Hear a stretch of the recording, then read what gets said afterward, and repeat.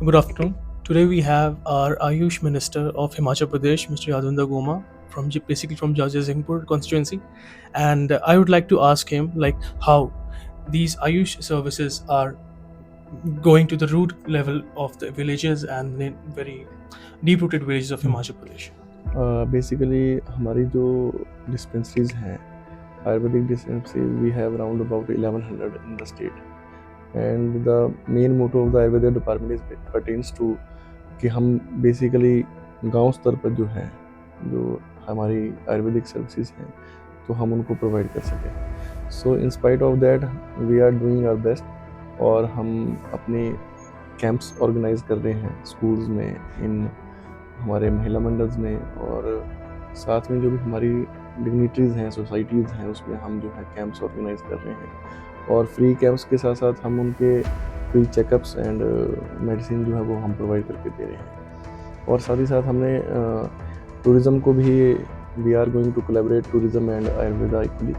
तो हमने we have started wellness panchakarma in the state and we have started from the 3 mainly Shimla, RH and Paprola Ayurvedic College and Dharamshala, and we are going to start in every district hospitals in next year, and we are providing full wellness panchkarma in our state.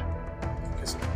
So, sir, there's one more question from you. Like, how these, like, it's a very, I think it's going to be very controversial, a little bit controversial, not too much, but I have seen, like, from your government side, that nobody is talking about the actual problems that's happening in our state. Our economy has nearly downtrodden nowadays, and nobody is talking about how to raise it collaboratively, but everyone is poking each one another. So how you will say that? If you see, we have around about 1 lakh crore loan over we have, and in the last previous government we were handed over 85,000 CR, and it is very hard to repay the interest and all that things. और सरकार अपनी ओर से कोशिश कर रही है and CM साहब is doing very well, और we have shut down many of institution which are zero enrolment, और बेसिकली वो भी एक फाइनेंशियल कंस्ट्रेंट को जो है वो ठीक करने का काम कर रही है। और वैसे भारतीय जनता पार्टी जो है वो they are in the opposition and they have the right to poke the government in each and everything, but they doesn't want to raise the funds, how we can raise the fund in the state, and they never contributed themselves कि हम लोग दिल्ली चलते हैं and we will talk to finance minister or other minister dignitaries कि हमारे हिमाचल को भी कुछ दो। And you have seen that we are facing natural calamity from last 3 years, and it is very hard to sustain now, but we are doing our best. Thank you, sir. Thank you so much for your time. Thank you. टिकटोज और हमारे साथ है town and country planning minister, और हम उनसे सब कुछ सवाल पूछना चाहते हैं। Hello sir. सर मेरा सबसे पहला सवाल है कि डेवलपमेंट हमारे हिमाचल प्रदेश में बहुत समय से चल रहा है, तो क्या इसका कोई ये जो नेगेटिव इन्फ्लुएंस हो रहा है, जैसे बरसात में आप देख सकते हैं इतनी सारी चीज़ें हुई घर, तो क्या ये एक नेगेटिव उसमें जा रहा है? क्या हिमाचल को डेवलपमेंट की ज़रूरत है? बेटा, डेवलपमेंट तो कंटिन्यूस प्रोसेस है, और जब से इंसान धरती पे आया है तब से कंटिन्यूसली डेवलप होती है, डेवलप सोसाइटी भी हो रही है और कई डेवलपमेंटल एक्टिविटीज़ होती है। टाइम के साथ हमारी जो डेवलपमेंटल रिक्वायरमेंट्स हैं, एक्सपेक्टेशन हैं, एस्पिरेशन हैं, वो चेंज होती रहती है। अब किसी टाइम पे रोड हमारी प्रायोरिटी लिस्ट में नहीं होते थे। आज से आप 200 साल पहले की बात करें तो उस टाइम सिर्फ रास्ते जो है डेवलपमेंट का एक प्रतीक माने जाते थे, उसकी ज़रूरत थी। आज की डेट में रोड्स की बहुत ज़रूरत है। डेवलपमेंट के कई एस्पेक्ट हैं। इंफ्रास्ट्रक्चर डेवलपमेंट की बात करें या हमारी जो सोसाइटी उसकी होलिस्टिक डेवलपमेंट की बात करें, तो ये कंटिन्यूस प्रोसेस है। लेकिन डेवलपमेंटल नीड्स रहती हैं, हमेशा रहेंगी, लेकिन वो सस्टेनेबल डेवलपमेंट हो, ताकि उसका एनवायरनमेंट के ऊपर लीस्ट इम्पैक्ट है। हम नेचर के साथ अलाइन होकर जो है अपनी डेवलपमेंटल नीड्स को फुलफिल करें, इस तरीके से हमें सोचना और करना पड़ेगा। सर सुप्रीम कोर्ट की एक पिटीशन भी आई थी जिसमें उन्होंने कहा था कि जो हिमाचल प्रदेश में ये जो आपदे आ रही हैं, अगर ये एक डेवलपमेंट का उस वे में जा रहा है, अगर ये चीज़ चलती रही तो हो सकता है कि अगले टाइम में, आने वाले टाइम में, कि हम इंडियन मैप में हिमाचल प्रदेश को ना देख पाए। एक पिटीशन ऐसी भी आई थी, तो इस पे क्या आपकी राय है? क्या सुप्रीम कोर्ट के माननीय न्यायाधीश ने किस संदर्भ में बोला, उसके बैकग्राउंड में मुझे मालूम उसके बारे में, लेकिन ये जरूर कहेंगे कि हिमाचल प्रदेश यही रहने वाला है। हमें ठीक है ये अपनी एक्टिविटीज इस हिसाब से करनी पड़ेगी ताकि एनवायरनमेंट के ऊपर लीस्ट नेगेटिव इम्पैक्ट आए। पहली तो बात है पूरे ग्लोबल रिस्पॉन्सिबिलिटी है, ग्लोबल कम्युनिटी की रिस्पॉन्सिबिलिटी है। दुनिया में कहीं भी प्रदूषण होता है उसका इम्पैक्ट ग्लोबल होता है। जितना यहाँ पे नुकसान हुआ है ये कोई लोकल फैक्टर्स की वजह से नहीं हुआ है, ये क्लाइमेटिक चेंजेस हैं उसकी वजह से क्लाउड बर्स्ट हो रहे हैं। यहाँ पे इस बार बहुत सारे क्लाउड बर्स्ट हुए, अराउंड 50 जो है क्लाउड बर्स्ट नोटिस किए हैं। ये कोई ग्लोबल फिनोमेना नहीं है, ये सॉरी लोकल फिनोमेना नहीं है, ग्लोबल फिनोमेना। तो ये इसके लिए सिर्फ हिमाचल जिम्मेवार नहीं है। ये ठीक है कि हम लोकल लेवल पे जितना एनवायरनमेंट फ्रेंडली जो है स्टेप्स ले सके उतना हमें लेना चाहिए एक रिस्पॉन्सिबल सिटीजन होने के नाते। लेकिन जो ग्लोबल कम्युनिटी है उसको भी अपना दायित्व निभाना है, खास करके जो डेवलप्ड नेशन है जिनका कार्बन उत्सर्जन बहुत ज़्यादा है। हमारा इंडिया का एज होल कार्बन उत्सर्जन बहुत कम है। विद इन इंडिया ये हमारा जो हिमाचल प्रदेश है उसका जो कार्बन एमिशन है बहुत कम है in comparison to highly industrialised states. Maharashtra है, गुजरात है, जहाँ बहुत सारी इंडस्ट्री है। हिमाचल का तो कार्बन उत्सर्जन बहुत कम है। ये ठीक है कि हमारे जैसे सड़कें बनती हैं, बड़ा प्रोजेक्ट आता है, इसमें कई जगह कटिंग होती है, वो कटिंग को हमें स्टेप कटिंग करनी पड़ेगी, डिफरेंट बेड्स बना के कटिंग करनी पड़ेगी इंस्टेड ऑफ वर्टिकल कटिंग के।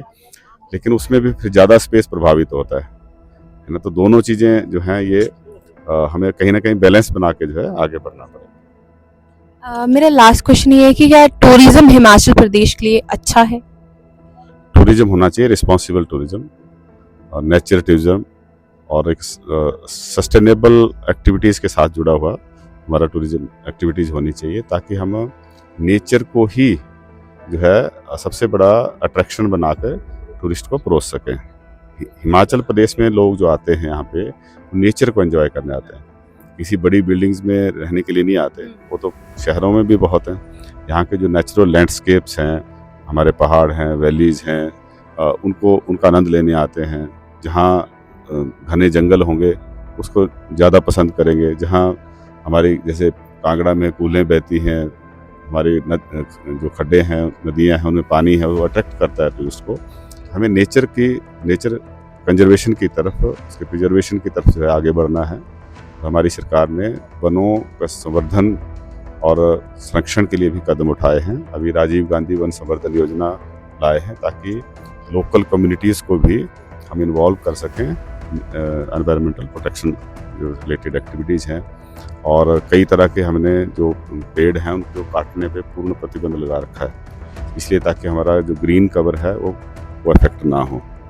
लेकिन जो है कहीं ना कहीं बैलेंस बना के हमें आगे बढ़ना है। हमारा फॉरेस्ट जो कवर है वो लगभग 66% है और प्राइवेट ज़मीन में भी जो है वो ट्री कवर जो है बड़ा है।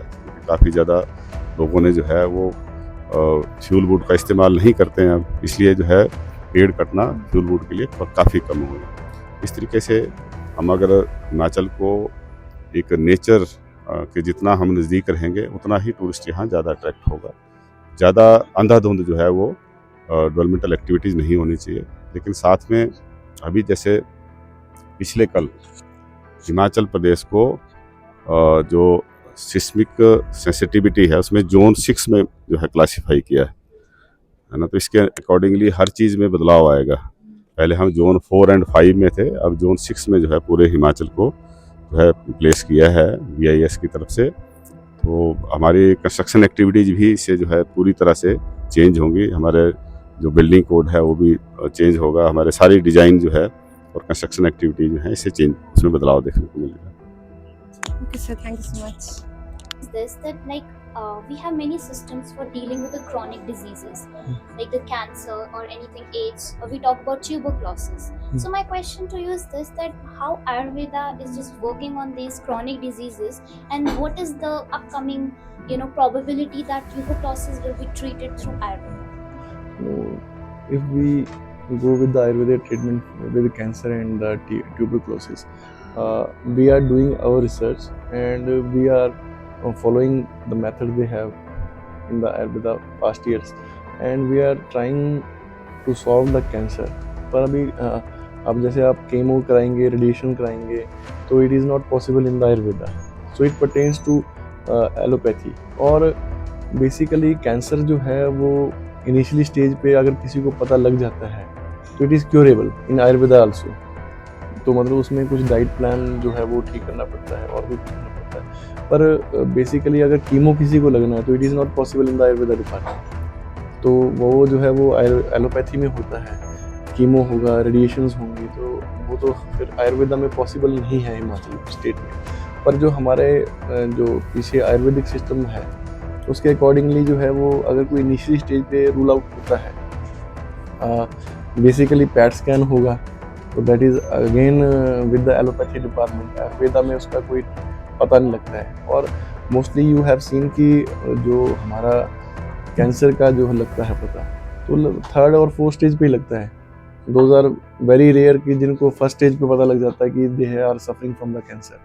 तो आयुर्वेदा में अगर किसी को फर्स्ट स्टेज पे पता लगता है तो उसमें हम कुछ ट्रीटमेंट अपनी ओर से करते हैं, उसमें कुछ आयुर्वेदिक सिस्टम में कुछ मेडिसिन हैं उसके अकॉर्डिंगली करते हैं, पर मोस्टली लोग जो है वो एलोपैथी की ओर जाना पसंद करते हैं। But like sir, in the case of tuberculosis, like the medicines they recommend, those are so heavy for the normal being to just take in.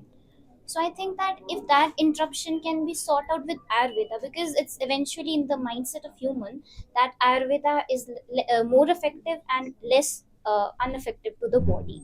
So like what are the probable chances that you can give a probable feedback that tuberculosis can be someday treated with Ayurveda? Like what are the chances? इसी tuberculosis जो है वो तो basically उसका तो हमारे WHO से medicine आती हैं, and they have supplied their medicine to the allopathic institution, not in the Ayurvedic institutions.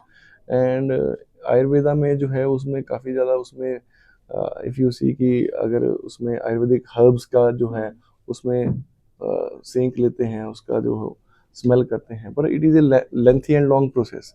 जैसे आप बोल रहे कि हाईली इफेक्टिव बट नॉट क्या बोला आपने? Highly effective, but somehow just causing a sort of disruption to the body. हाँ, पर इसमें आयुर्वेदिक में ये है कि नुकसान तो कोई नहीं होता है, पर it is a long term planning, long term treatment, एकदम से इसका रिएक्शन नहीं होता है। तो लोग मैक्सिमम जो है वो एज यू नो कि अभी हमारा सारा ये जो एरा चला हुआ है, it is in the modern era, तो लोग जो है अगर सिर दर्द होती है they use to take the medicine Disprin, but Disprin का आप साइड इफेक्ट देखेंगे, उससे ब्लड थिनिंग हो जाता है, कई बार क्लॉट आ जाता है। अगर आयुर्वेदिक में ट्रीटमेंट लेंगे तो उसमें शिरोधारा है, after that you have massage और समथिंग लाइक दैट, जो कि मतलब आपका माइग्रेन भी ठीक करता है। पर लोग इंस्टेंट इफेक्ट चाहते हैं, तो इंस्टेंट इफेक्ट के लिए तो फिर वो डिस्प्रिन का यूज कर लेते हैं। पर अगर आयुर्वेदा में अगर आप जाएंगे तो उसमें तो थोड़ा लेंथी प्रोसेस है। Agree, sir. Agree. Okay, sir. Thank you so thank much. You. हाँ जी, रूप से परेशान है। सर सुनने में आया है कि एबीवीपी के जो छात्र हैं वो अब आज धरना करने वाले हैं यहाँ पर, तो आपका उस पे क्या रहेगी कि अगर ये जो सुखू सरकार ने किया ये सही था कि छात्रों को उठा के जेल में डालना, अगर वो उनके खिलाफ जाके प्रदर्शन कर रहे हैं? देखिए, यहाँ सभी ऑर्गेनाइजेशन के लोग पहले से प्रदर्शन करते रहे हैं और प्रदर्शन करना एक लोकतांत्रिक अधिकार है सभी लोगों का। और ऐसे में विद्यार्थी परिषद के कार्यकर्ता अगर यहाँ पर धरना दे रहे हैं, प्रदर्शन कर रहे हैं, उनको अपनी बात कहने का अधिकार होना चाहिए। जेल की सलाखों के पीछे डालने का क्या मतलब बनता है? अगर करेंगे तो सरकार को भुगतना। जॉब ट्रेनिंग पॉलिसी को लेकर सवाल पूछा गया था और उसमें सरकार कह रही है केवल नाम बदला गया है, जॉब ट्रेनिंग बाकी कॉन्ट्रैक्ट की तरह ही है। देखिए, ये टेक्निकली जो मुख्यमंत्री जी ने एक्सप्लेन किया है, मैं उस बात से सहमत नहीं हूँ। हाई कोर्ट इन सारी चीज़ों का संज्ञान लेता है। सिर्फ कॉन्ट्रैक्ट शब्द के लिए हाई कोर्ट का ऑब्जेक्शन था, और जैसे ही उनको मालूम पड़ेगा तो ये मामला फिर वहीं पहुंचेगा और फिर स्टक डाउन हो जाएगा हाई कोर्ट में जाकर। Thank you.